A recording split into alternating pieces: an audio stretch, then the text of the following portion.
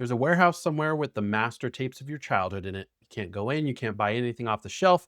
The lights are off, the door's locked, and the company that owns the building forgot it's even paying rent on it. That's not a metaphor I'm reaching for, that's just how it works now.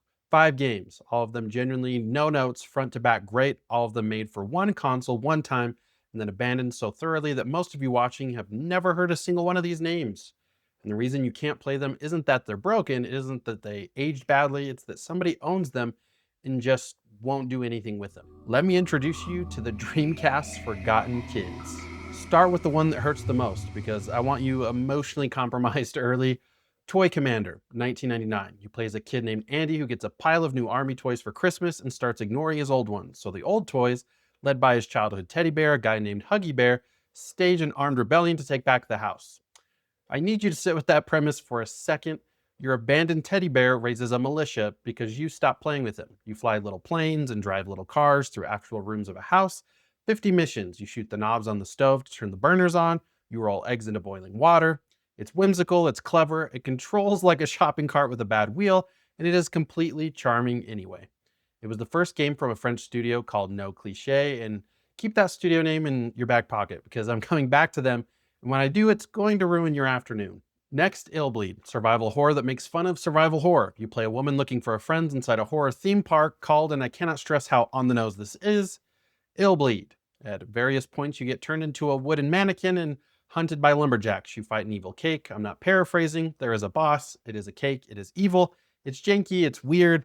It commits to the bit harder than almost anything from that era, and there is nothing else quite like it, which is exactly why it deserved to survive and didn't. Number 3, Samba de Amigo. This is the rhythm game where you shake 2 Morocco controllers at specific heights and time with the music. In 1999, when motion controls were, to be generous, aspirational, and it worked, it was a genuinely great party game even years before the Wii made waggle the controller a household activity.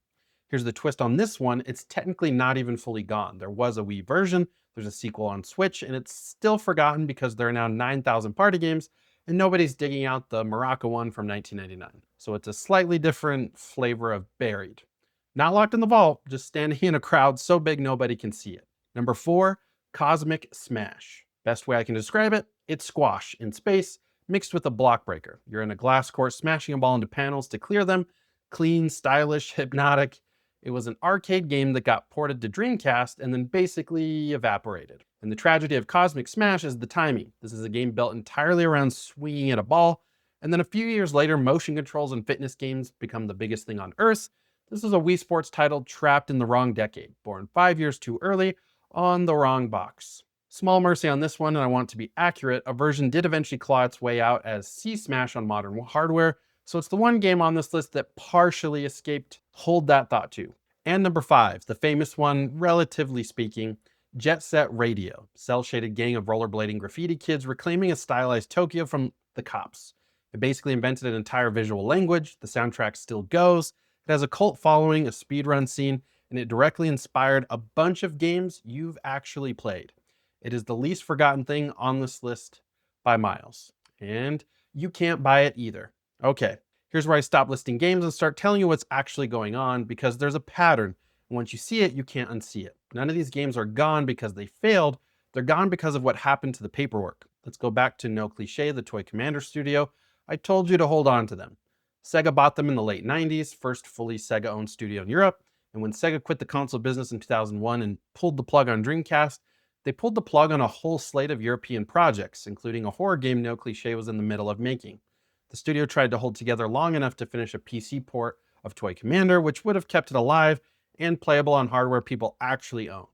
They couldn't. The group split, the studio dissolved in 2001, the PC port died, it nearly finished. And here's the part that turns it from sad to infuriating. The founder of that studio said in an interview years later that Sega holds all the rights to Toy Commander, and that getting those rights back is really hard. So it just sits there. The people who made it can't touch it. The company that owns it isn't doing anything with it. That's not one game's bad luck. That's the whole model. Sega owns these, not the developers, not you. Sega. And a rights holder has exactly 2 decent options with an old game. Sell it to people who want it or let it go so somebody else can. Sega does a third thing, nothing. They sit on the shelf in the dark in that warehouse. And it gets worse because they don't even leave the door cracked. In late 2024, Sega delisted more than 60 of its classic games across storefronts.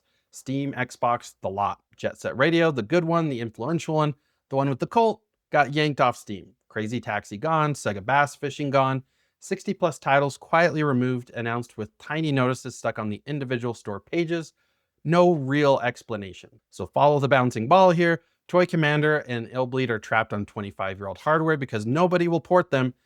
And the one game from this era that did make it to a modern store that you legally could just buy and play, they walked over and switched that off too.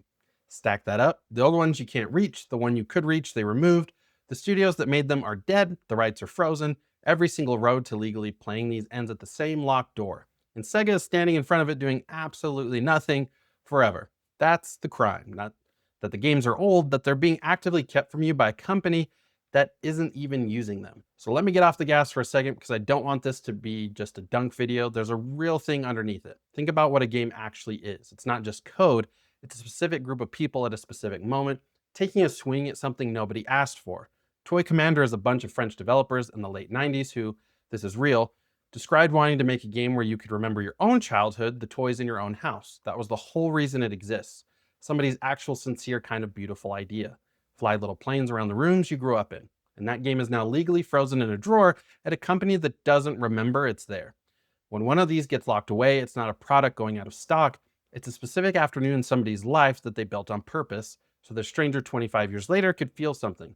And the stranger never gets to, not because the work wasn't good enough, it was perfect. It's on this list. They just can't get to it. Nobody can. It's behind glass, and the person holding the key isn't a villain in a boardroom twirling a mustache. It's kind of worse than that. It's an accountant who doesn't think the drawer is worth the cost of opening. That's how the stuff actually dies, not with a decision, with a shrug. Okay, bit's over. Deep breath, back to being annoyed because being sad is exhausting, and this next part is genuinely stupid. The dumbest layer of all this is that Sega knows these games are good. They're not confused about it. They greenlit modern reboots of both Crazy Taxi and Jet Set Radio. They clearly think the Jet Set Radio brand is worth money. So the actual sequence of events is Sega decides Jet Set Radio is valuable, and to celebrate how valuable it is, they remove the existing one from sale. You cannot buy the old good one as a strategy to make you excited for a new one that, as of me making this, still isn't out. That's the plan. That's a real thing that a real company did on purpose. And look, I'm not naive. Emulation exists. The preservation community keeps this stuff alive precisely because the rights holders won't. There are people running whole archives on their own time and their own money to make sure a game about an evil cake doesn't vanish off the face of the earth. Those people are doing the job Sega refuses to do, and they're doing it for free, and half the time they're treated like criminals for it. So here's what I'd actually want. Not a lawsuit, not a boycott, just if you own a piece of somebody's work and you're never going to sell it, just let it go. Put it somewhere. Let the people who care keep it breathing. Owning something you refuse to use isn't preservation, it's a hostage situation with better branding. If you found this thing while you're supposed to be doing literally anything else, the like button helps more than you'd think, and subscribing means the next one finds you on its own. And I want a real answer in the comments on this one. What's a game you love that you literally cannot buy anymore? Not it's expensive, not it's hard to find, gone, legally unavailable. The one you'd throw money at right now if a store would just let you. I want the name. I want to know how it found you the first time. I'll go dig up my maracas. I'll see you in the next one. Cyler, out.